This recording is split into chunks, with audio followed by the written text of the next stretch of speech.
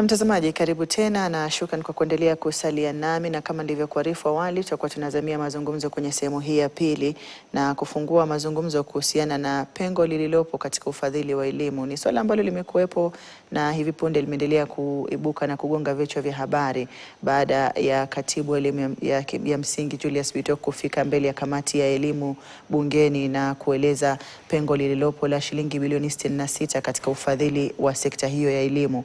Pengo ambalo limeibua wasiwasi hususan likionekana kulemea zaidi shule za sekondari za umma, ambapo shule za sekondari za umma za kutwa zitakuwa zinaathirika kwa kiwango kikubwa, na wakuu wa shule wakionekana kufikia sasa tayari kuchukua hatua za kubana na kufinya baadhi ya mahitaji ya kimsingi shuleni, ikiwemo chakula, na pia baadhi ya walimu kulazimika kuchagua iwapo watanunua vitabu au kukarabati madarasa, na lalama tu nyingi zikiwa zinaibuka na kuchipuka kuhusiana na hayo. Tutakuwa tunaangazia hapa studioni nikiwa nahusisha wadau kwenye sekta ya elimu, ikiwemo Peter Amunga ambaye yeye ni mtafiti kwenye masuala ya elimu akiwa anafanya kazi na shirika la KEWOTA ama muungano wa KEWOTA, na vile vile pia akiwa yeye ni mtaalamu wa masuala ya elimu. Karibu sana. Na pia nitakuwa namhusisha Maina Wagaidhuru ambaye yeye ni katibu mkuu wa muungano wa wazazi katika kaunti ya Kiambu na pia katika eneo ama ukanda mzima wa kati, na pia yeye ni mtaalamu wa masuala ya elimu. Karibu sana. Asante sana. Na sijui labda katika kusikia hisia zenu kuhusiana na kauli ambazo tumesikia katibu wa elimu akizungumzia kuhusiana na ufadhili mbele ya kamati ya elimu, zinaleta wasiwasi gani kwenu nyinyi kama washikadau na wakereketo wa masuala ya elimu? Tukianza na Amunga. Naam, asante sana kwa hapa. Ukweli ni kwamba yule waziri alipoongea, katibu Bwana Bitok alipoongea pale katika bunge akiongea kuhusu masuala haya, kilichojitokeza ni kwamba kuna deficit ambapo yani tuko na upungufu mkubwa, karibu 46% ya budget ya elimu nchini Kenya haitashughulikiwa, manake hizo pesa ni kana kwamba hazipo. Na tunaanza kuona mambo hayo yameanza tu kuonekana tangu kitambo. Ni jambo ambalo tulianza kuona tulipoanzisha mfumo huu wa CBC.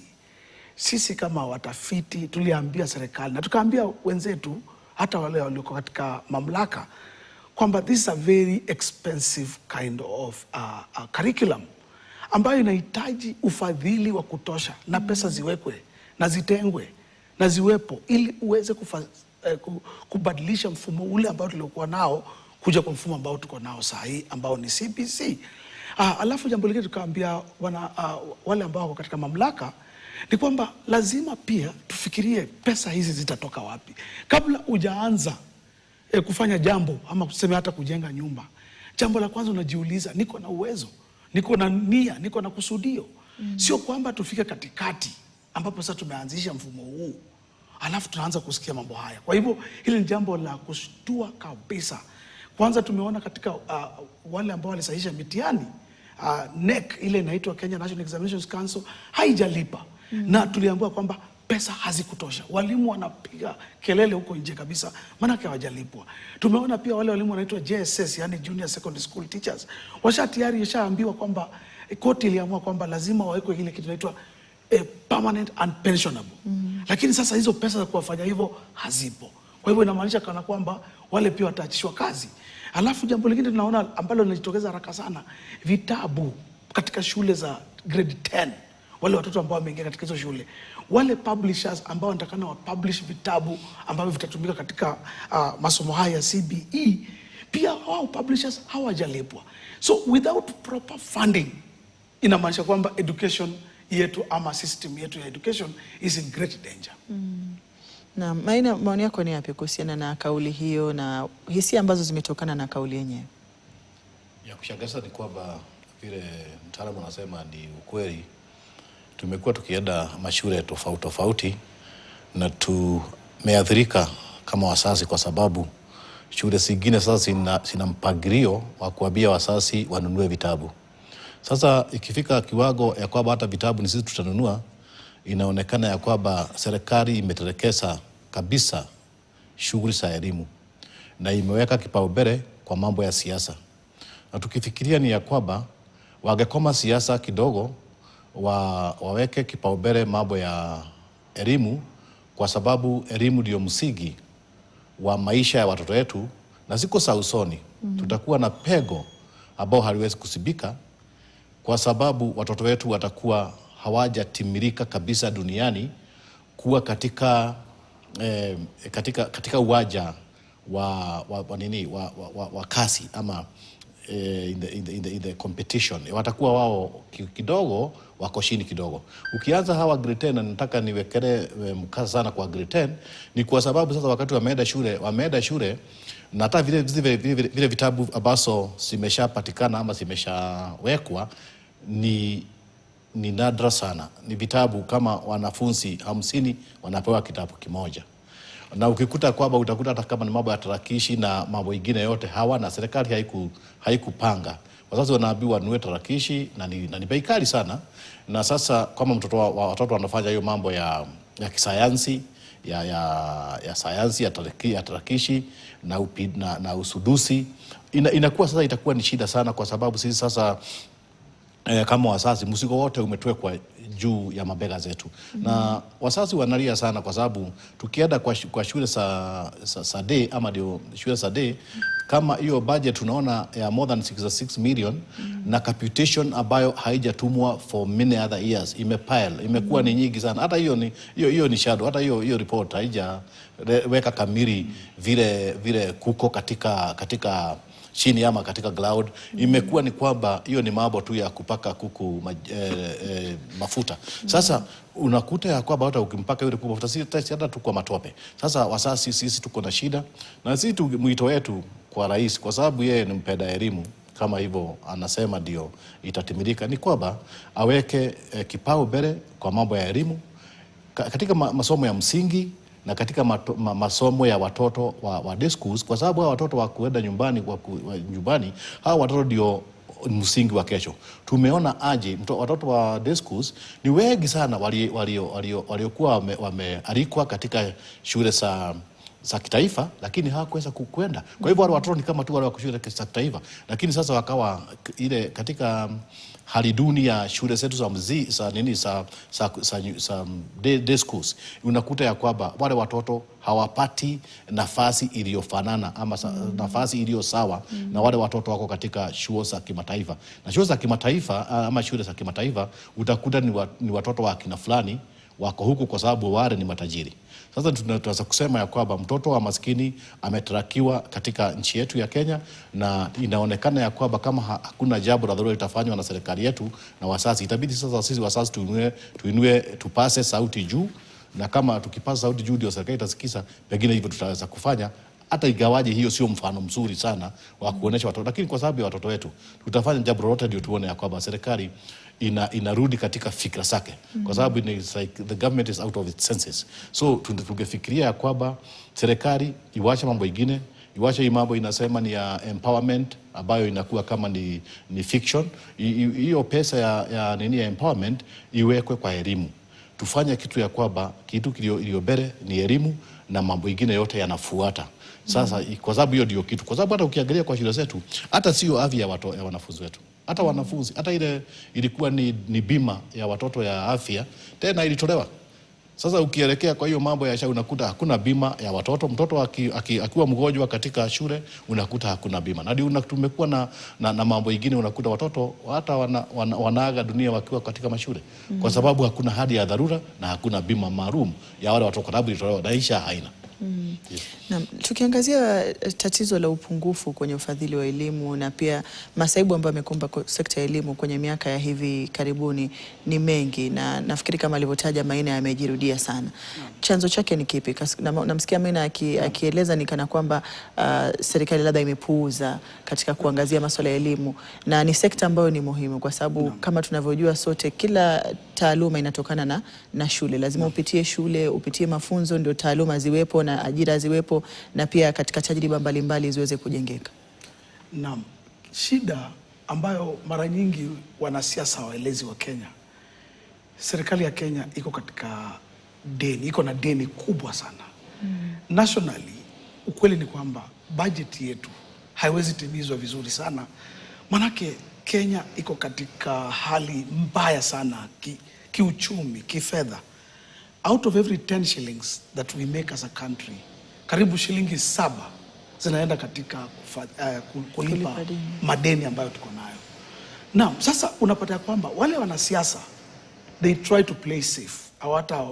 Hawezi kuja mahali kama hapa tulipo na waambie Wakenya ukweli kwamba hatuna pesa tulizonazo ni chache mno. Yet education is very expensive, ambapo tunahitaji pesa chungu nzima tu kufadhili mambo mbalimbali. Kwa mfano Kenya tuko na basic education na higher education. Hata tunapoongea kuhusu shule hizi ambazo tunaongea kuhusu hizi za sekondari na za msingi, bado hatujataja kwamba our universities, ile naongea na wewe sasa hivi, yule katibu ambaye pia naye anasimamia higher education anaitwa Madam Beatrice Inyangala, PS Beatrice Inyangala, pia alikuwa bunge, naye pia akasema kwamba shida kubwa tulionayo kama Kenya, universities of Kenya are in 400, did she say 400 billion, no, 40 billion in deficit. Hawajalipa, wako na madeni our universities. So deni Kenya yote, Kenya ikiwa na deni kama nchi, utapata pia it's pressed down, ambapo sasa unapata universities are in debt, schools capitation, ambapo pesa zile zinazotokana zije katika shule kusaidia wanafunzi ile ambayo tulikuwa tunapata sasa haiji tena. Ikija inakuja imechelewa ama haiji kabisa. Kwa hivyo inaonyesha kwamba tuko katika hali ya deni.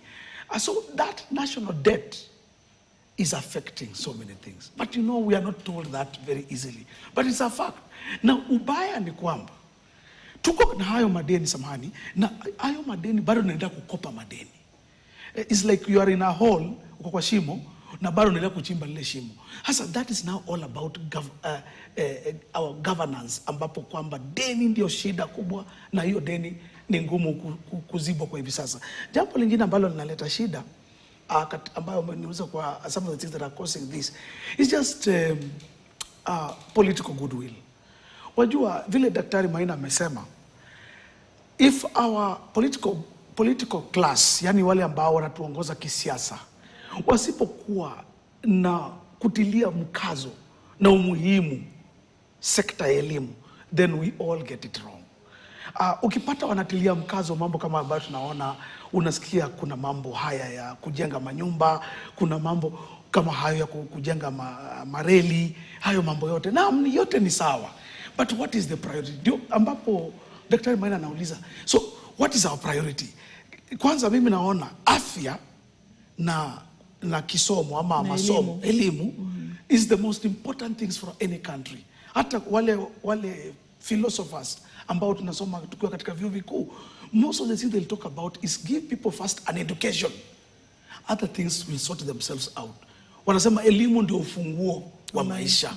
Hasa kitu cha kwanza ambacho nchi hii ingetupatia, viongozi wetu wangeweka muhimu sana, ni elimu. Kwa hivyo those two things that I've mentioned ndio vitu ambavyo vinafanya elimu yetu ama sisi kama Wakenya kuwa katika shida kubwa sana tunapokuja katika mambo ya elimu. Basi unapata kwamba zile pesa zinakuwa taken to other events.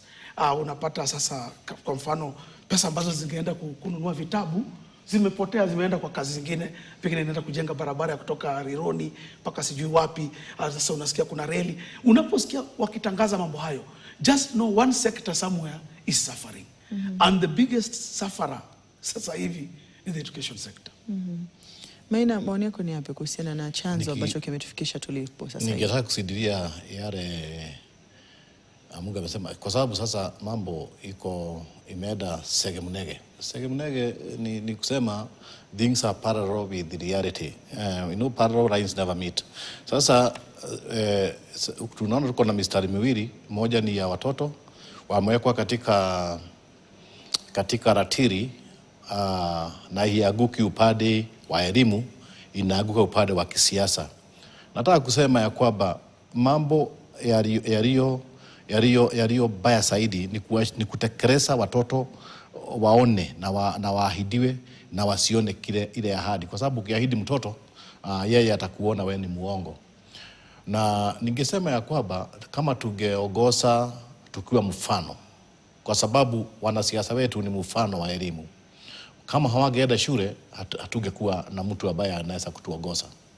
Rais wetu amesoma filosofia, yeye ni daktari, na sasa ningefikiria kwamba angepea kipaumbele mambo ya elimu na kwa heshima kubwa sana na kumusihi ni afadhali mambo mengine yote yatekelezwe na tuweke bio zetu kwa elimu, kwa sababu elimu yetu iko karibu kuenda katika shimo la sahau, inaagamia. Na tunasema hivyo tukiwa na usuni mwingi sana na ushugu kwa roho zetu, tukijua ya kwamba sisi tunalipa kodi, na kodi tunayolipa inatakiwa kwanza zile pesa hela zinashukuriwa kutoka kwa kodi sielekezwe kwa elimu kwanza. Na utakuta katika elimu ni ya kwamba elimu ndio imetekelezwa sana, kwa sababu utakuta hata katika mipango ya elimu serikali ilikuwa na mifano mizuri sana. Utakuta ya kwamba kuna ile kitu tunaita chama cha wazazi katika shule, kuna chama cha BOM ndio kinafanya mambo, na wazazi ndio wamewekwa wengi. Utakuta wazazi wamewekwa wazazi 9 katika watu wengine wote wako katika hiyo wadau. Lakini sasa utakuta kwanza inatekelezwa kutoka the beginning. Hata watu kisema hii inawekwa tu katika maktaba, hakuna ati kitu inafanywa. Tungeuliza serikali ya kwamba zile hela zote hazijalipwa kwanza za computation zimepile. Utakuta serikali inapeana shilingi 22,000, lakini pesa zinazofika katika shule ni 15,000. Watakatia pale chini waseme hii pesa ni ya mambo ya kiserikali, ni ya mambo fulani, ni activities. Sasa tunashindwa kwa nini wasipeane pesa yote alafu tena waulize hii activity iwe funded na shule, kwa sababu utakuta hiyo 66 million ni kidogo kushinda ile pesa, kwa sababu kuna simerudikana kutoka kitambo. Na unakuta ya kwamba hakuna siku serikali imepeana full computation, na wanasikia tu hakuna siku hata moja, na walimu wako na wanasikiliza. Na unajua katika chama cha wazazi wamesema ya kwamba sisi tutakuwa tukipanga mambo ya uzazi, lakini utakuta hata kusoma katika third schedule of the Basic Education Act kuna mambo tumegaiwa pale, lakini tumegaiwa mambo hata kuna hela ya kufanya hiyo mambo. Umepewa kazi ya counseling, fanya nini? Sasa ningetaka serikali iondoe mchezo katika mambo ya elimu na iweke gia kubwa ya kuonesha ya kwamba elimu ndio msingi, sio kusema, kuna kusema na kutenda. Sasa kama hawatendi inaonekana kama wanafanya mchezo kama sarakasi. Wakati tulikuwa watoto wadogo kidogo, kuna watu walikuja wa sarakasi wanajiita maprofesa, wanafanya hivi, anaingia chini ya chupa mbili. Sasa serikali inacheza, inatuangazia mambo kama yale na inacheza na watoto wetu, na nakwambia kinaga ubaga, kuna wakati inchi itakuwa na watu na political leaders ama na wakuu wa siasa ambayo wako na pengo kwa sababu hawakusomeshwa kilivyo. Kwanza utakuta ya kwamba hata sayansi yetu, kama nasema taenda upande wa usudusi ama upande wa innovation, na hii ni CBE. Hii CBE hata ndio itaki kutoka CBC to CBE, walikuwa tunaona kama wako na hali. Na kama hii CBE ndio itapeleka watoto na watoto, kwa sababu kama ndio wagenawiri, hawa ndio wagetupeleka Singapore. Watu wengine hawezi peleka Singapore gani? Kwa sababu unaona hawa watoto ndio watakuwa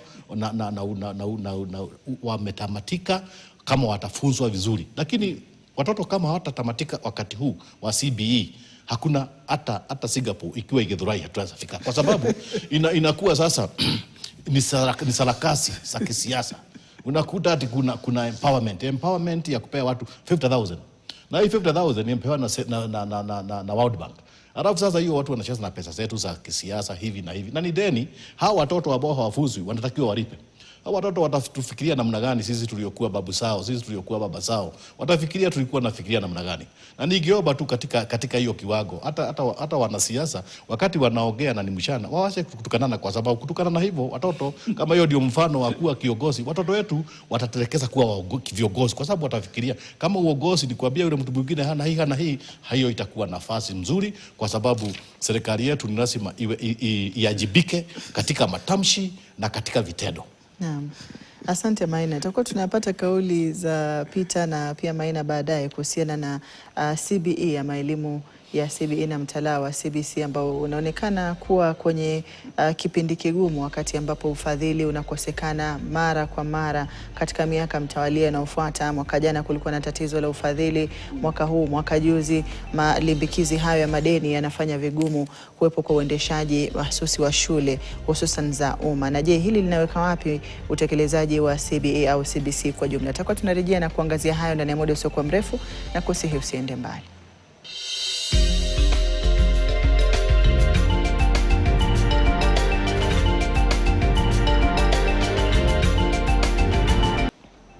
Karibu tena mtazamaji, na shukrani kwa kuendelea kusalia nami katika taarifa hizi na mazungumzo haya kuhusiana na pengo la ufadhili wa elimu lililopo nchini kwa sasa, na ikiwa sio swala geni lakini linaendelea kuwa baya zaidi kila wakati ambapo tunaona taarifa kutoka kwa Wizara ya Elimu, ikiwa ya hivi punde ni kutoka kwa Katibu Julius Bitok wa sekta hiyo ama wizara hiyo ya elimu, akiwa mbele ya kamati ya Bunge la Kitaifa kuhusu masuala ya elimu, na akitaja kwamba kuna takriban zaidi ya pengo la shilingi bilioni 66 katika ufadhili kwenye mwaka huu wa kifedha. Tutakuwa tunaangazia hayo, lakini cha mno anawahusisha Peter Amunga ambaye ni mtafiti wa masuala ya elimu na kwenye shirika la KEWOTA, na vile vile pia ni kereketo wa masuala ya elimu, na pia namhusisha Maina wa Gaidhuru ambaye yeye ni katibu mkuu wa muungano wa wazazi katika kaunti ya Kiambu na vile vile pia katika eneo la kati kwa jumla. Karibuni kwenye sehemu ya pili. Asante sana. Tukiangalia swala la ufadhili, Amunga, wa elimu sio swala geni, na nafikiri mwanzoni mwa muhula na mwanzoni mwa mwaka huu tulikuwa na wewe na fikiri na Boaz ambaye pia ni mtafiti wa masuala ya elimu, tukizungumzia ufadhili wa elimu na fedha ambazo wizara ilikuwa inatangaza kwamba imepeana, lakini tulikuwa tunajua kuna mchakato wa uthibitishaji wa shule na kuondoa zile shule hewa kabla ya kuwa na ile nakili ama orodha kamili ya wanafunzi waliopo ili waweze kupeana ufadhili ule wa elimu. Swala la ufadhili wa elimu linaangaziwa inavyostahili, kwa sababu tunaona kila wakati mwanzoni mwa muhula kunakuwa na pengo la ufadhili, alafu kuna hii ya jumla ambayo inatangazwa na Bitok, lakini kuna zile ambazo tunajua huenda kuna wanafunzi ambao wapo kwenye gredi ya 10 shuleni na bado fedha zao za ufadhili hazijafika shule. Naam. Yaani kinachoendelea kweli ni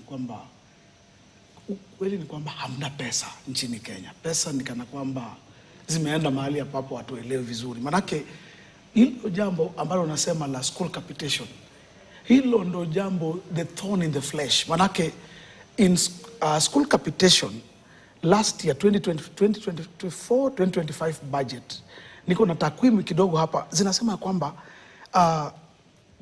huo mwaka watoto karibu takriban, yani tuseme zile pesa zilizoingia out of the required, ilikuwa natakana walete 54 billion for capitation.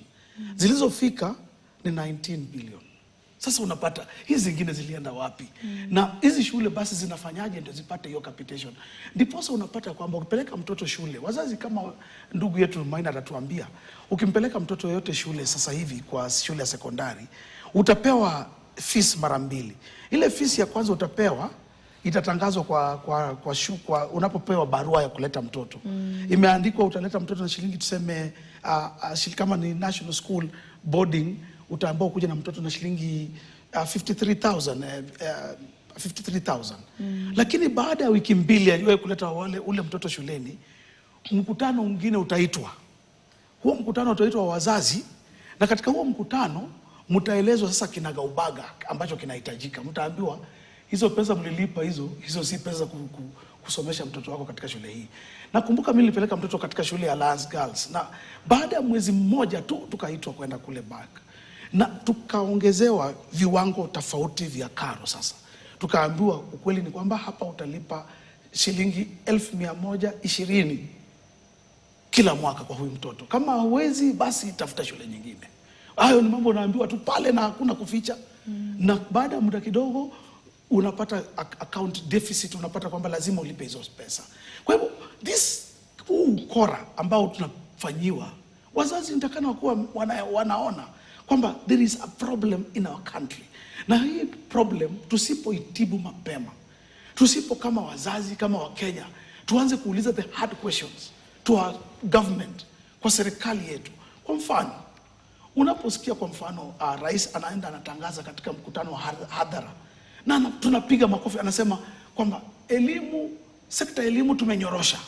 mambo yote yako sasa sawa, watoto wetu wanasoma bure, sijui nini, na nyinyi wazazi mko pale kina ndugu yangu Maina wako pale na wanapiga makofi, wanasema asante, kweli tumenyorosha. Huo uongo. Ukweli ni kwamba, na mimi ni mwalimu, naenda darasani, najua ukweli wa mambo. Hatuna vitabu vya grade 10. Nawaambia wazazi kama mnatusikia, huko katika hizo shule za sekondari mmetuletea watoto wa grade 10, hatuna vitabu vya kufundisha. Serikali haijalipa wale ambao walipublish hivyo vitabu. Number 2, hatuna maabara, labs, STEM, ile kitu inaitwa STEM, yani science based subjects. Hatuna maabara, hatuna kitu ndani ya maabara. Number 3, mimi kama mwalimu wa sekondari ama high school teacher, I have not been retooled, sijatrainiwa vizuri jinsi ya kuhandle mtoto wa system mpya hii ambayo inaitwa CBE. I am at C. Yani kuna vitu tu vingi tu unaviona kwa mitandao ambavyo nitakana nifanye, lakini I have not been trained. Number 4, na muhimu sana, walimu hawapo wa kutosha wa kufundisha mambo hayo. Hao walimu ili wawepo lazima tupate funding. Kwa hivyo hivi vitu vyote sisi ambao tuko katika on the job, tuko pale darasani, tunaweza waambia kama wazazi wa Kenya, kama nyinyi ambao mnatusikiliza, kwamba jambo haya mnaambiwa na wanasiasa katika mikutano ya siasa kwamba tuko sawa, mambo tumenyorosha, vitu inaendelea sawa sawa, ni uongo mtupu. We have a deficit. Mishahara sisi ambao mimi nilisaisha mtihani wa last year kidato cha 4, I marked the exam. Nilienda katika shule ya upili ya Limuru Girls and I slept there nikisaisha mtihani wa Kiswahili karatasi la pili, mpaka leo sijalipwa. Niko hapa ka studio, hatujalipwa. Walimu ambao tulifanya kazi ya kusaisha mitihani hatujalipwa. So tunapouliza tunaambiwa kwamba it was the budget ya serikali haijaingiana, mambo hayako vizuri. I want to finish by just saying this. Ukweli ni kwamba Kenya haina pesa za kufadhili elimu ya CBE. Huo mfumo ni very expensive. Kenya haina hizo pesa. Nambari ya pili, Kenya, viongozi wetu wa Kenya ambao wanakaa katika uongozi wa Kenya ni waongo. Wengi wao wanatudanganya vitu vingi sana.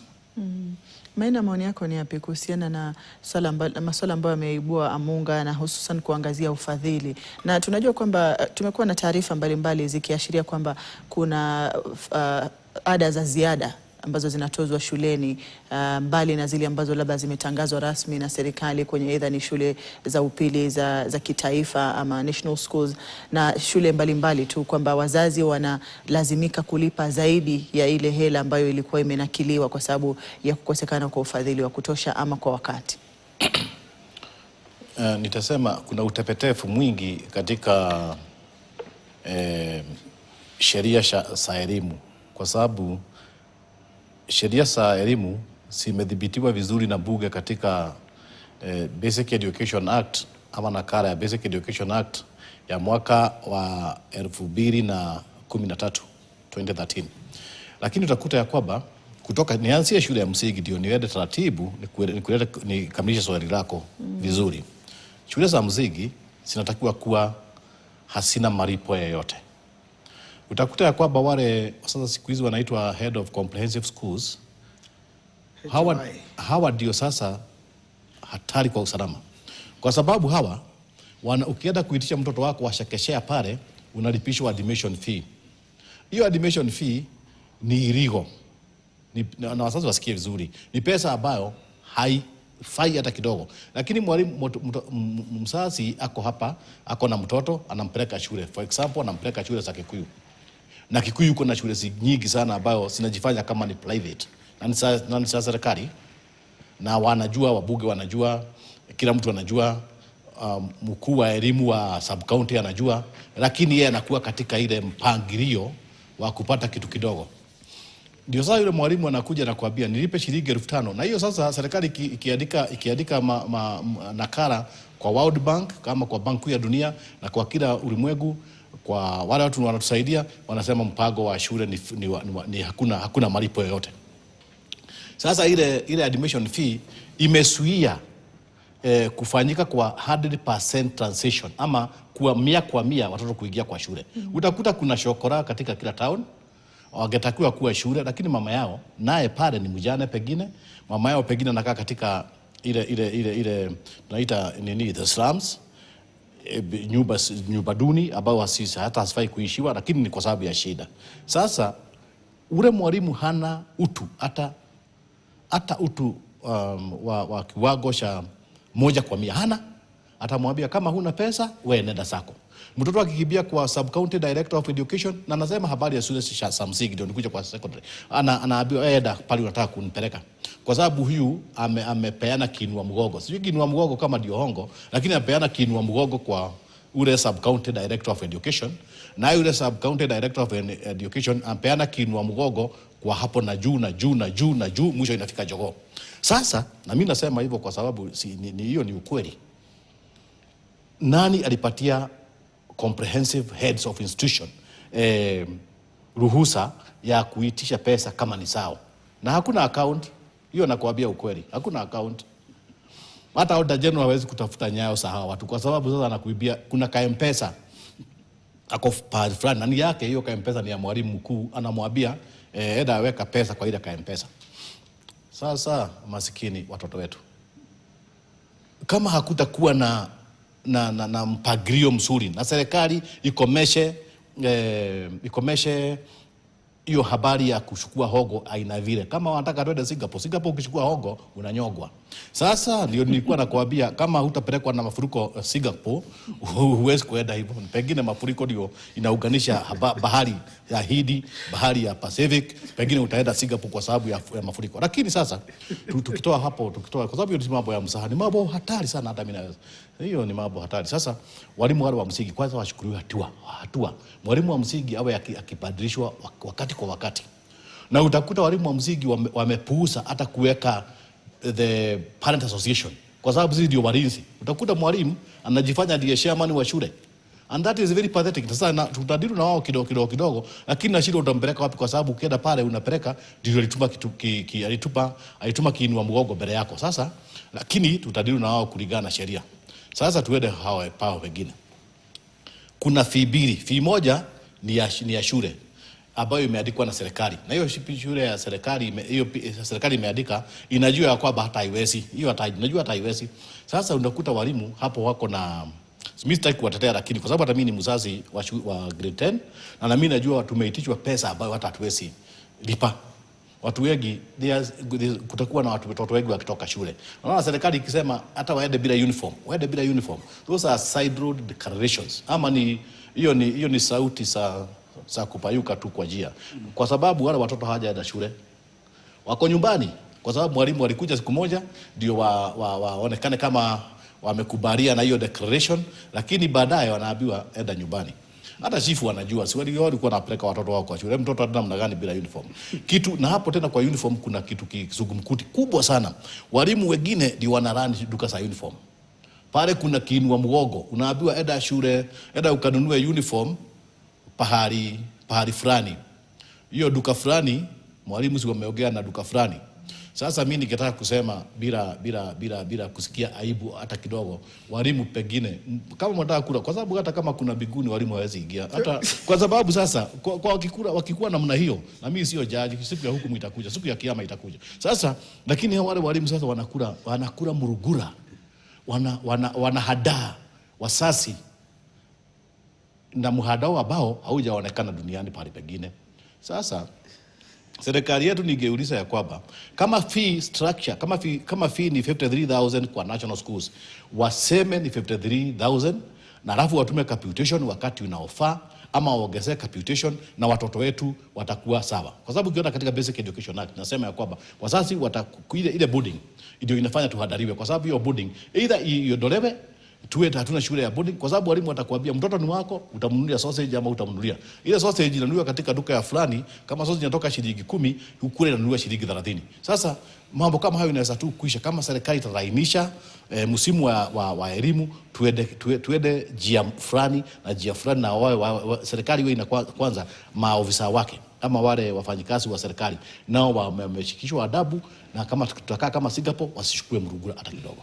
Naam, kuna hatari ya shule kushindwa kujiendesha haswa za umma, kwa sababu tumeona masuala yanayotaja Maina yapo kwenye shule, mbali na labda yale ya ufisadi, lakini kama ulivyotaja hata wewe mwenyewe, kuna baadhi ya gharama ambazo mnaitwa baadaye kama wazazi na mnaelezwa na mwalimu mkuu kwamba tunahitaji kugharamia kadha wa kadha ndipo mambo yaende sawa shuleni. Na hizi ni shule labda za kitaifa ambazo labda ni za bweni, na kuna shule za kutu ambazo tunajua zina wanafunzi wanaotoka familia na mazingira yasiyojiweza. Hatari ya shule haswa za kuta za sekondari kushindwa kuweza kujiendesha ipo katika kiwango gani, na ina hatari gani kwa shule kwa jumla na pia mtaala wa CBC? Vizuri sana. Waona yote hata mwalimu Daktari Maina anazungumza yanatokana na hilo jambo ambalo nimekuwa tukizungumzia ambapo ni deficit. Ambapo tukiwa na hiyo gap ambapo pesa hazitoshi, wanatafuta mbinu zote za kutafuta hizo pesa ili watoto wako wawe katika hiyo shule. Kwa hivyo makosa hayo ambayo kweli yanatokea katika shule hizo mbalimbali ambazo Bwana Maina, ambapo hata yeye ni mkuu wa wazazi, shida kubwa Bwana Maina na wazazi ambao wanatusikiza na Wakenya ni kwamba shida si walimu. Shida inaanza na mipangilio pale juu ya serikali yetu. Unapoleta mfumo mgumu ambao ni mgumu kufundisha, mfumo ambao haueleweki, mfumo ambao unahitaji tuwe na, kwa mfano kama nataka kufundisha kitu kama swimming, tupeleke watoto kwa swimming pool, na hiyo shule yetu haina swimming pool. Na nitakana tuwafundishe backstroke. Mimi sielewi kwa Kiswahili backstroke ni nini, ambapo hasa yule mwalimu atatumia mbinu mbadala ili apate nafasi aidha kupeleka watoto wako kwa mahali kuna kidumbwi ama mnahitaji hiyo pool ya yeye kuogelea. Kwa hivyo the problems that are with us in schools Bwana Maina na wazazi wetu ni nyingi mno. Ndiposa watoto wanapokuja katika shule zetu inabidi tuanze tutafuta njia za kupata pesa kutoka kwa wazazi ili tuendeleze mambo hayo. Na hilo jambo linafanyika kwa sababu serikali inakubali. Hakuna mwalimu who can charge extra levies in schools bila idhini ya serikali. Maana kama angefanya hivyo na serikali haitaki, angeshikwa mara moja.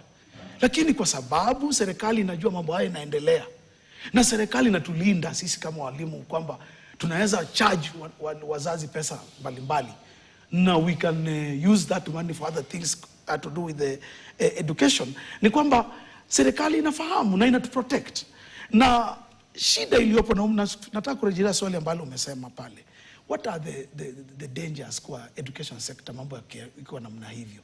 Danger number one ama shida number one, hatari kubwa ni kudorora kwa quality. Quality nini kwa Kiswahili? Quality ya elimu, viwango vya elimu kudorora, kurudi chini. Unapata kwamba sasa the type of education we are giving your children, wale ambao mnatusikiza saa hii, na mimi naongea kama mtu ambaye naingia darasani, is very low quality. Ile education watoto wetu wanapata sio ile mimi nilipata nilipokuwa Nyeri High School, sio ile mimi nilipata nilipokuwa shule ya msingi. Ile elimu saa hii tunapatia watoto wenu wanapokuja katika madarasa yetu is low quality education. Manake hatuna vifaa vya kuwafundisha, hatujalipwa vizuri, madarasa na maabara hayapo. Kwa hivyo education standards go very low. That is why mitihani kitangazwa Bwana Maina, mnapokuja pale kusikiza kitangaza mitihani, unasikia shule kadhaa zitasherekea, wamepata A ama exceeding EE, siku hizi inaitwa EE, exceeding expectation. Lakini wengi na hiyo ndio hata vituo vya habari kama hivi yetu wakati mwingine havitaji, wengi sana watoto wetu huanguka mitihani. Form 4 exam, last year exam, over 50% of the children who sat that exam got C- and below. C- and below is fail. Kwanza wengi walipata E. Kwanza huko mimi nakotoka Kakamega huko Kuisero, watu wengi walipata E. Shule zetu za huko Kuisero ni E tupu. Ukitembelea shule zote pale unapata ni E. Sababu gani? The quality has gone down. Walimu sasa wafundishi vizuri, masomo yameenda chini. Number 2, danger ambayo inatokelea ni kwamba sasa vile ndugu yangu alivyosema hapa, we are producing people, we are coming up with a country that is should I use the word illiterate or not, or what word is this? Yani tuko na watu sasa ambao tunatoa katika shule ambao hawana mashiko kielimu, hawaelewi mambo mengi tu. Ndipo siku hizi unaweza ataambia mwanafunzi write a CV ambapo unataka kuapply kazi, mwanafunzi hawezi andika. Unafanya interview unaenda barabarani, unakutana na vijana pale, ambia vijana say a sentence, waongee sentence moja sanifu kwa Kiswahili ama kwa Kiingereza. Utapata wengi hawawezi. Wengi wale vijana ambao tunakutana nao katika mitaa na kila mahali hawawezi. Those people used to meet who can explain and identify a problem, explain, expound, discuss issues with a lot of knowledge. Siku hizi watu kama hao unakosa sana kati ya watu wetu. Kwa sababu ya gani? Elimu imeenda chini. Na kwa hivyo our nation, nchi yetu ya Kenya inaenda chini kielimu. Na mwisho kabisa, when we compare ourselves na nchi zingine huko nje, ukipeleka mtoto wako sasa, tuseme umpeleke nchi zingine kule nje, unapata mtoto wako anapofika kule anarudishwa nyuma, aenda afanye kile tunaita bridging courses, aanze asome hesabu nyingine mpya, asome Kiingereza mpya. You spend more money in now trying to bring up that child to catch up with the different systems in the world. Kwa hivyo hizo ndio hatari kubwa sana ambazo tunako nazo nchini Kenya. Tunapopata kwamba we are not funding our education properly, tunapata kwamba basi tunadorora chini kielimu, tunaanza kuwa tena watu wetu wale ambao wanatoka katika shule hawajimudu kimawazo na kimasomo. Na asante. Maina, maoni yako ni yapi kuhusiana na athari za kudorora kwa miundombinu na huduma kama vile umeme, chakula na hata vifaa vya kufunzia kama maabara na hata vitabu kama havipatikani shuleni, iwapo ni kwa sababu ya kukosekana kwa ufadhili ambao unafaa kugharamia vifaa hivyo ama sababu nyinginezo? Hatari ya viwango vya elimu kwa wanafunzi zinakuwa ni zipi? Kuna hatari iliyo kubwa sana kwa sababu siku za usoni tutakuwa na watu walio na pego katika ujuzi. Na hakuna kitu kibaya katika maisha kama kuwa na pengo katika ulimwengu ambao ni wa mashindano, lakini wewe uko na pego katika uzidusi, uko na pego. Sasa tuseme kwa mfano, wanafunza urubani katika CEB. Kila shule yote ya kitaifa inafunza urubani. Yeye amesema ni mwalimu wa shule wa shule za sekondari. Lakini yeye atatuambia baadaye kama kuna shule ya kufunza marubani wawe walimu marubani. Isipokuwa shule kuu, shule moja tu ya Mangu ilikuwa na urubani samani, hakuna kuwa na nyingi. Na shule zingine za kibinafsi. Sasa urubani ule, mwalimu ndio nikwambia hatari zake. Mwalimu mmoja anakodiwa na shule kama 10. Ule anapatikana na gharama yake iko juu zaidi ya ingine kwa sababu ni urubani. Sasa urubani kama utakuwa fiction na mwalimu anafunza masaa 2 shule hii na shule ile mwingine. Hivyo hata mtaalamu akisema ya kwamba au hata kwamba shule kwao walipata below expectation wote. Sasa inakuwa ni shida sana kwa sababu wale wanafunzi wa urubani kweli watakuwa na Uingereza inafunza urubani. Wako na walimu wa urubani wa kutosha. Singapore iko na walimu wa urubani wa kutosha. Tuseme sasa tutashindana na Singapore kwa sababu hiyo ndio jina iliyo kubwa, tunaona kama tutafikia hiyo. Sasa tushindane na Singapore. Iko na walimu wa urubani. Kenya hatuna walimu wa urubani. Mwalimu mmoja ni wakodishwa, na ulize hata ninasema hivyo si wanasikia katika rununu ya kitaifa. Eti tuna walimu anauliza shule zote zinafunza za kitaifa, mwalimu wao wa urubani anatoka wapi? Pengine katika shule ya kibinafsi yeye amesema nitakuwa nakuja hapa siku hiyo. Na kwa sababu ile shule ya kibinafsi imemwajiri on a full basis. Sasa yeye atajaribu binu zake, pengine Jumapili aende akafunza urubani. Shule pengine tuseme for example Alliance High School ama Retro Lemuru ama Kudimerehir, hizo za shule zetu. Hakuna walimu wa urubani. Sasa hiyo ni changamoto moja. Tukidunisha elimu hivyo itakuwa tuna msaha wa kucheza na watoto wetu na tutakuwa na pego ambayo hatutaweza kusiba siku za usoni. Kitu kile kingine inafanywa na walimu wenyewe. Walimu pesa zao zinapatikana. Kama ni walimu wakuu wakitaka kwenda dance kidogo ati wanaenda ati inaitwa motivation. Wao watapata pesa zao na ni mzazi atalipa. Sasa mimi nataka mzazi atolewe gharama. Kuna two welfares, moja inaitwa Kepsa sijui na nyingine inaitwa Kesha, na yeye anajua ni sawa. Anajua na sasa yeye anajua na hizo vitu zinafanywa na njia ambayo sio ya kisheria. They are not enacted by the Basic Education Act. Lakini wale watu kama wakitaka kwenda for example wasema wataenda Dar es Salaam, na kila mzazi atalipa, wanaenda na ndege, lakini na shule saa hiyo hakukuwa na chakula, shule saa hiyo hakukuwa na anything. Sasa hii ningetaka serikali yetu kwanza isi kesha na capture kama hawata jitolea pesa zao, kwa sababu wameajiriwa na serikali, lakini wao wanaitisha wazazi pesa waende na ndege na wazazi wanaenda na miguu. Sasa mimi naona hii kitu kama itakuwa namna hiyo, kutakuwa na shida kubwa sana katika nchi yetu ya Kenya. Na ya mwisho ni ya kwamba mahabara yetu ni duni sana.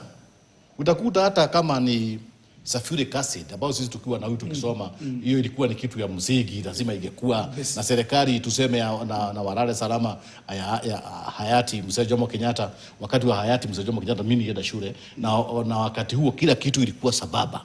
Hakuna kitu ungesema ati hakuna hydraulic acid. Sasa watoto huyo vile alikuwa anasema binu mpya, sasa pengine watanunua kadege kadogo kama ni aviation, wanacho ndege inaendaga namna hii. Sasa hiyo ni elimu aina gani? Alafu kama ni hiyo swimming unasema na sports is a very difficult subject. Kwa sababu ukiambia mtu, ukiuliza mtu swali, kuruka unaweza ruka na binu gani? Ajibu hiyo sasa. Hebu toa hiyo mfano.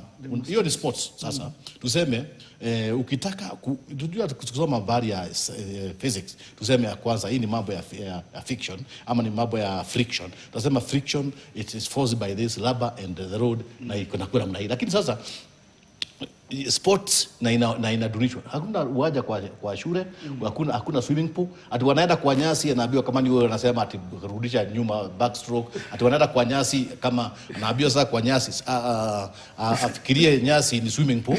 Sasa aendelee. Sasa hiyo ni elimu aina gani? Unaita CBC. Sasa hiyo ni shida sana. Na mimi ningesema waache msaha katika elimu. Sasa hatuko na furaha. Waache msaha katika elimu. Wawe serious, waache mambo mengine yote, waache kufanya kampeni.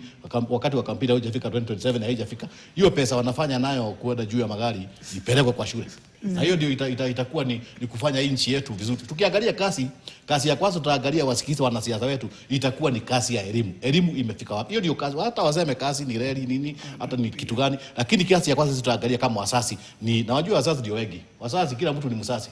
Sasa wakisema ni ati wako kadi, si hata sisi tuko kadi. Sasa tutaangalia hiyo kadi, si kadi tuko nayo itakuwa ni kadi ya elimu. Elimu mlifanya namna gani? Msasi aliwekewa, msasi ameshoka na kulipa pesa nyingi. Msasi ni lazima kazi yake iruhusiwe, irahisishwe na serikali yetu kwa kuwekeza katika elimu badala ya kuwekeza katika mambo mengine. Elimu, mambo mengine ifuate. Na mtazamaji, ni mjadala ambao tutakuja kuendelea nao ndani muda usiokuwa mrefu. Kwa sasa napata fursa ya kuingia madukani, nitakuwa narejea tena ndani muda usiokuwa mrefu. Usiende mbali.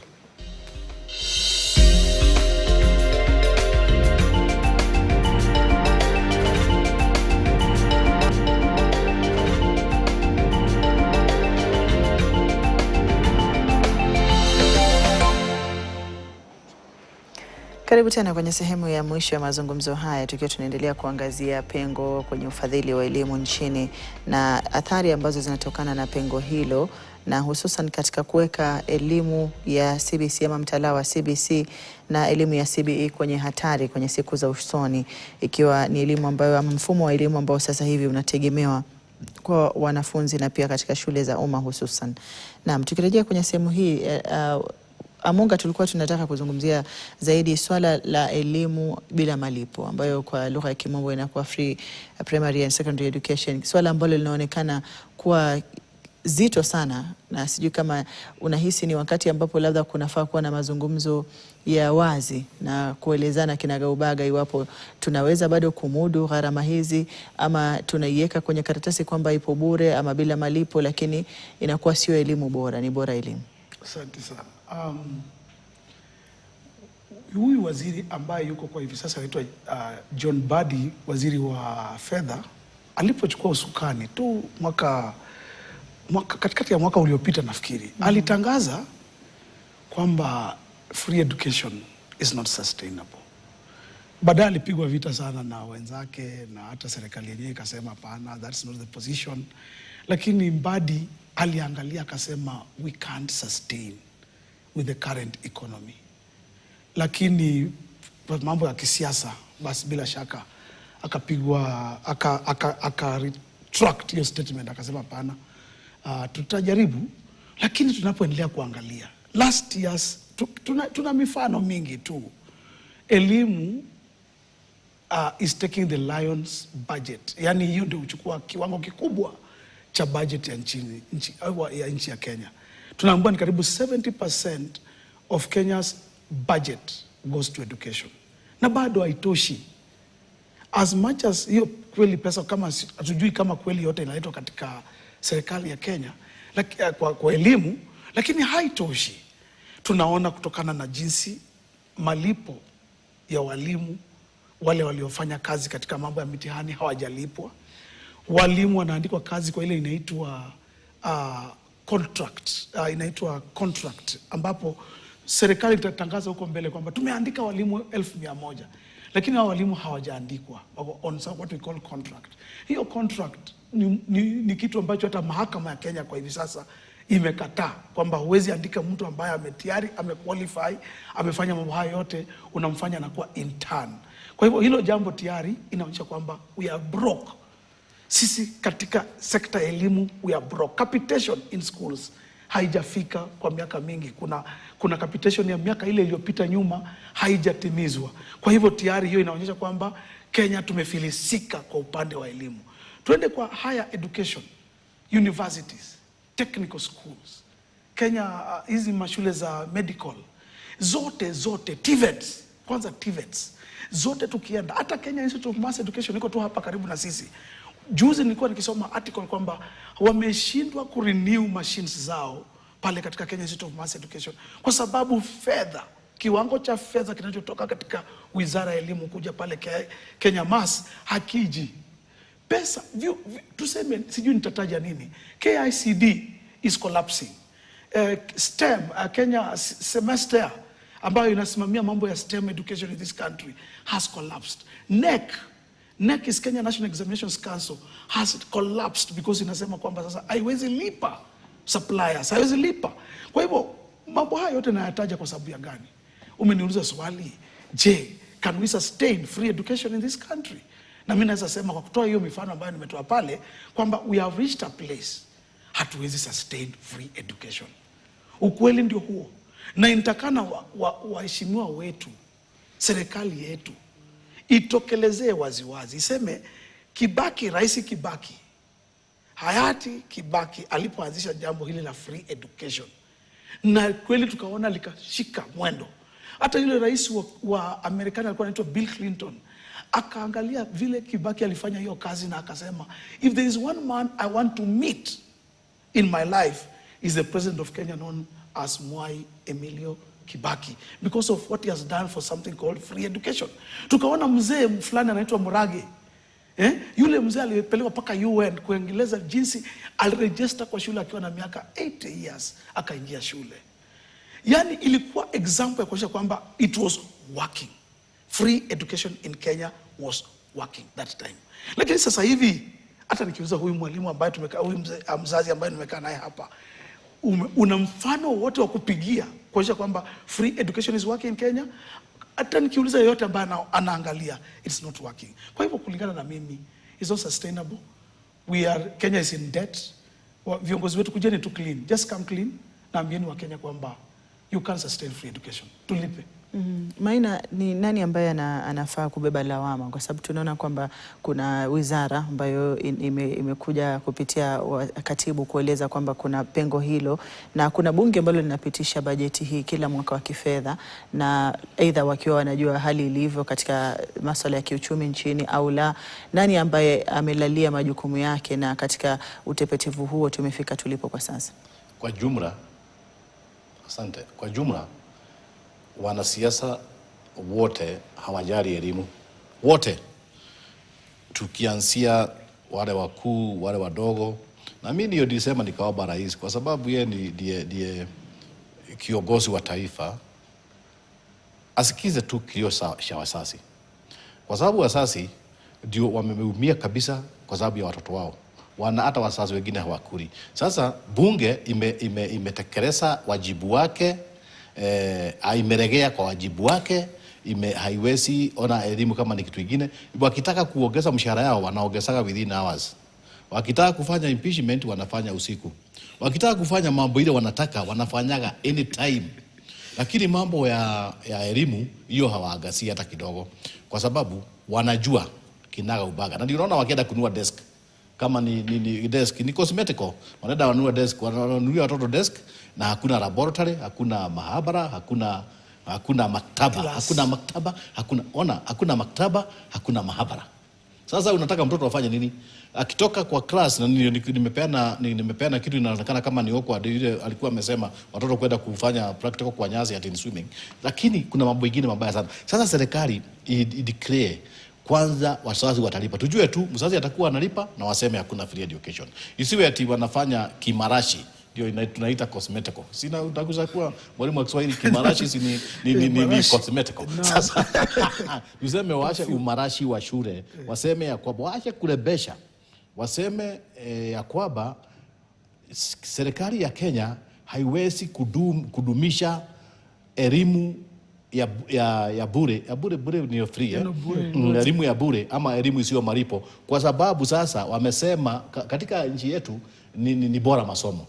Ni bora masomo tu. Watu kwa shule, hata wakiwa wanafunzwa urubani na pikipiki, wanaambiwa pikipiki ni ndege ya helikopta, wanafunzwa tu, wanaambiwa hiyo ni helikopta. Sasa baadaye ya kuleta sarakasi katika elimu, sisi wazazi tuko na maumivu, tuseme hivyo kwa sababu we don't, and this is hatutaki kuwa na maneno ambayo ni mabaya. Tukitaka tu kusema serikali yetu, nataka kusema serikali saidia imekuwa kama ni phenomenon, imekuwa kama ni dogmatic cry from the poor.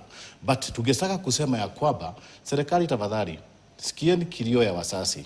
Watoto hawasemi. Washeni kuleta mambo ya 100% transition. Hakuna 100% transition. Watoto wako nyumbani, watoto wasomi, watoto wako kwa barabara. Mimi nimerudisha watoto wengi sana njia hii, tukipitia hii njia nakuta watoto wako jiani, watoto wanakimbia, wanaenda na huku, wanaenda kule kwingine.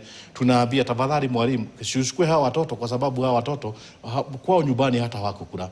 Sasa imekuwa ni shida sana. Kwa hivyo ningeomba serikali yetu ya kwamba mambo ambayo haiwezi kufanyika saa hii, kama hawezi kukopa pesa, na mimi ningeomba kama ni pesa inakopwa na tutalipa na watoto wetu, na watoto wetu watalipa, ni pesa ya elimu. Ikopwe, elimu ionekane ya kwamba iko, hata kama ni kulipa wazazi watalipa, waambie mtalipa kiwango hii, baada ya kuambiwa elimu ni ya bure na elimu ni ya malipo. Na malipo yale wanalipa iko juu hata kuliko nchi nyingine yote duniani. Utakuta ya kwamba shule zote inaitwa C2 siku hizi, sa C2 siko na nalipa zaidi ya 8,000.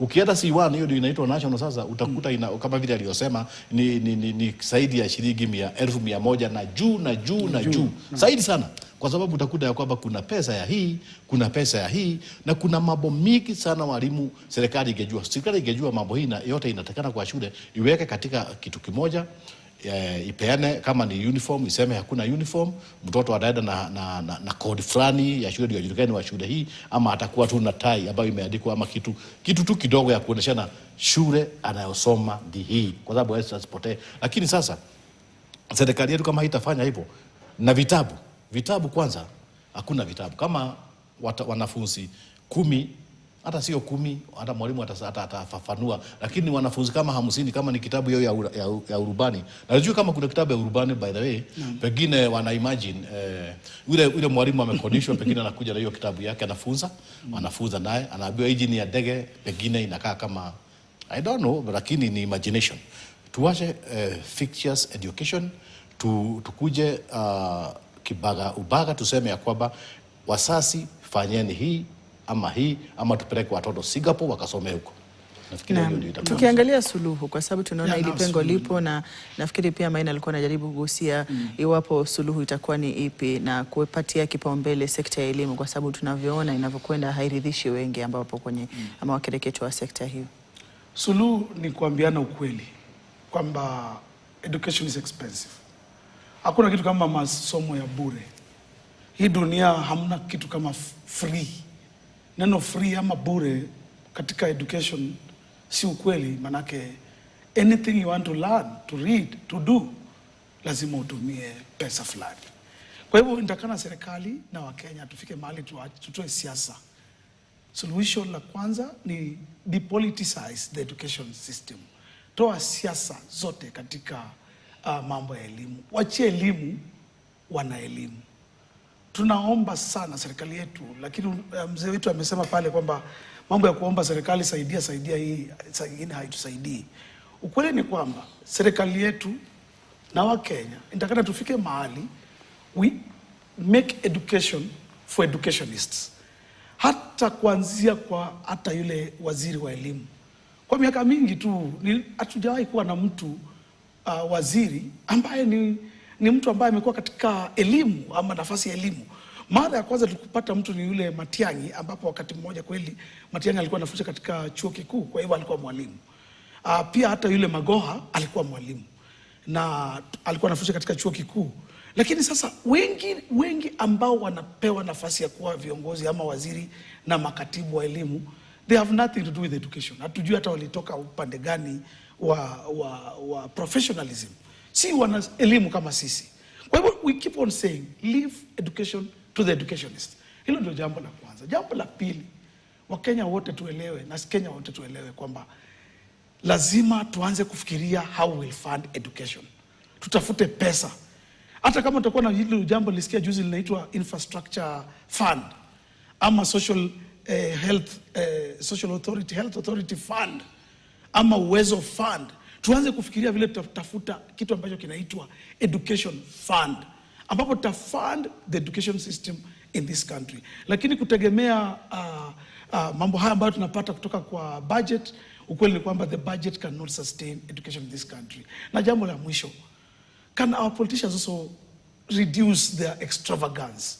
Wao wanatuonyesha kwamba wako na pesa, wanaweza kutumia ndege hizi warukeruke, wafungue barabara, wagawe pesa ambazo tunashangaa zinatoka wapi, kwa makanisa, kwa barabara huko. Hizi pesa zote zingewekwa pamoja na zikuwe channeled towards solving the education sector problems, ingekuwa vizuri sana. Kwa hivyo wanasiasa, can you get your priorities right? Naam. Maina, kwa kumalizia, suluhu ni zipi? Wewe kama mzazi ukiwa unazungumza na sauti ya mzazi na pia kama mkereketo wa masuala ya elimu. Suluhu itakuwa serikali kwanza iwashe msaha. Mambo ya capitation ifanyike bere kama vile walifanya wakati wa Christmas, wawe wakituma pesa bere na wasikate pesa wakijogoo.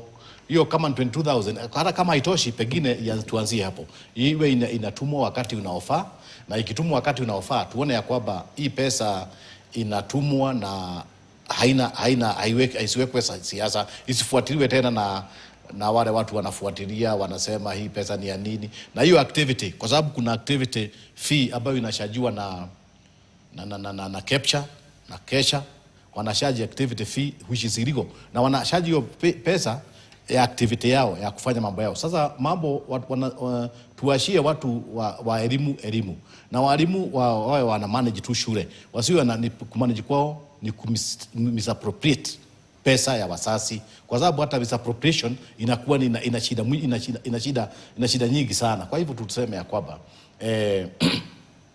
suluhu ya kwanza itakuwa ni tuwashe mambo ambayo ina midomo miwili. Mwalimu analipisha uniform, mwalimu anasomesha, mwalimu ndiye anasupply boga kwa shule. Na sasa hiyo inakuwa ni shida, kwa sababu sasa unakuta ile kampuni twigi hawafuatilia hata procurement process. Utakuta kuna mashule kama hayo, lakini ningesema ni vizuri kwa wale wanafanya kazi vizuri, lakini serikali ione ya kwamba musasi ameangaliwa na hiyo 100% transition, na especially katika shule zetu za misingi. Naomba serikali na naomba sub county directors of education, tafadhali muangalie, muache kuwa complacent na walimu hao wanashaji admission fee. Na ningetaka hiyo kwa sababu inauma sana. Tunaona watoto katika kila shopping center wanaregea kwa sababu mzazi hana 5,000, na wanakuwa na hiyo tabia. 5,000 ni pesa nyingi, kwa sababu mzazi kama ni mama fua, na hiyo mama fua ni mzazi wetu, lazima mtoto wake aende shule hata kama hana pesa. Na hiyo ndio tutakubalia kwamba serikali na lazima waweke mkaza. Serikali nasema iko na mkono mrefu. Kwani mkono mrefu wa serikali unakuwa mfupi wakati walimu wanafanya shida. Kwanza hiyo ndio tungetaka kujua, na tungetaka kuuliza, na please our president, wewe you are an academician, wewe ni msomi, tafadhali ona ya kwamba umedirect shule za msingi kama mtu atashagisha pesa, na hiyo ndio ningesema kufanywe ushuguzi na tujue mkono wenu ni mrefu. Walimu hawa wa comprehensive schools waangaliwe vizuri vile wanafanya, kwa sababu utakuta hata mwalimu amepewa desk na CDF lakini anashaji pesa ya desk. Sasa tunashindwa, kwani hata hawa watu wanakuwa namna gani? Hakuna mtu anaweza kuangalia hawa watu wanafanya makosa. Kwa hivyo kitu ya msingi na suluhu kamili itatokana wakati serikali itawasha kuweka pesa pale pengine, iweke kipao mbele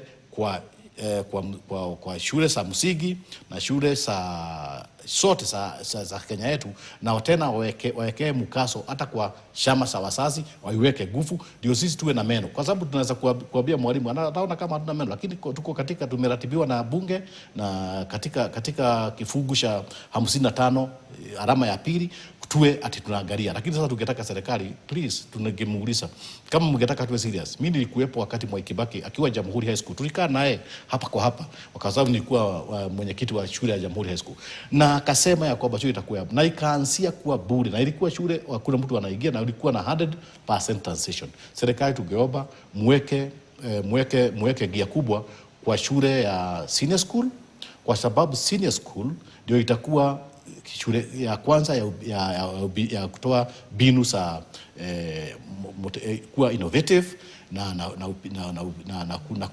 itakuwa na mbinu za upinduzi na kuwa na mambo mapya imefanyika. Kwa hivyo tuwekeze pesa nyingi kwa hawa, na tuone ya kwamba mambo yote haina userikali, kama ni mambo ya elimu, kama mambo gani, na kama ni mambo ya mahabara iwekewe pesa nyingi. Serikali kwa imesema itajenga mahabara bili kwa kila shule, sijaona zimejengwa. Kwa hivyo hiyo mahabara ikijengwa bili na iwekwe vifaa, itakuwa ni nafuu. Weke kila kitu, wasiwe akiambiwa angalia kitu inakaa namna hii, kitu waone na wafanye kazi, ndio tutakuwa na watoto ambao watakuwa ni viongozi wa siku za usoni, na hivyo tutakuwa na nafuu. Na pesa ile serikali imesema iwekee mkasa, hakuna pesa ingine imelipwa hata kidogo. Naam. Hiyo itakuwa ni kauli ya mwisho kwenye mazungumzo haya kwa sababu ya muda. Niwashukuru sana wageni wangu kwa kuja na kwa kujumuika nasi na kwa mchangao kwenye mazungumzo. Nimshukuru Peter Amunga ambaye yeye ni mtaalamu wa masuala ya elimu na mtafiti wa masuala ya elimu, na pia ni mwalimu akiwa anatafiti chini ya muungano wa shirika la KEWOTA. Asante sana kwa kuja. Na pia nimshukuru sana Maina Wagaidhuru ambaye yeye ni katibu mkuu wa muungano wa wazazi katika kaunti ya Kiambu na pia katika eneo la kati kwa jumla, na ni mtaalamu wa masuala ya elimu. Asante sana kwa kuja na kwa mchango wenu kwa jumla kwenye mazungumzo. Na mtazamaji, kufikia hapo nitakuwa natia kikomo kwenye taarifa za yanayojiri na mazungumzo haya kwa jumla. Shukrani za dhati kwako kwa kuwa nami hadi tamati. Nimekuwa wako hadi ya Mwasiwa, wenzangu watakuwa wanachukua usukani kwenye taarifa za kimombo za News Desk kuendelea kukujuza yanayoibuka na kugonga vichwa vya habari. Hadi wakati mwingine inshallah.